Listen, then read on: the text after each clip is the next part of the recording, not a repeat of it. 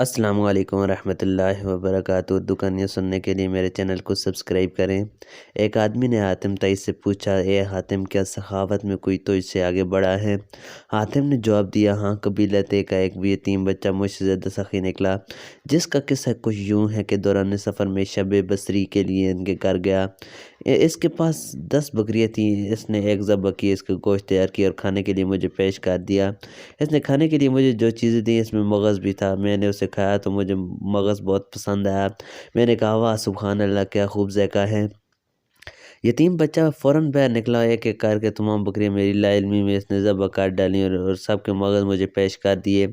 جب میں جانے لگا تو کیا دیکھا کہ گھر کے ارد گرد ہر طرف خون ہی خون بکھرا پڑا ہے۔ میں نے اس سے کہا، آپ نے تمام بکریاں کیوں ذبح کی؟ اس نے کہا، آپ کو بکری کا مغز بہت اچھا لگا اور میں اس پر بخل کروں، اور میں من نوازی میں بخل اربوں کو زیب نہیں دیتا۔ حاتم سے پوچھا گیا، بدلے میں آپ نے اسے کیا دیا؟ انہوں نے کہا، 300 سرخ اونٹنیاں اور 500 بکریاں۔ اس نے کہا کہ پھر آپ اس سے بڑے سخی ہوئے؟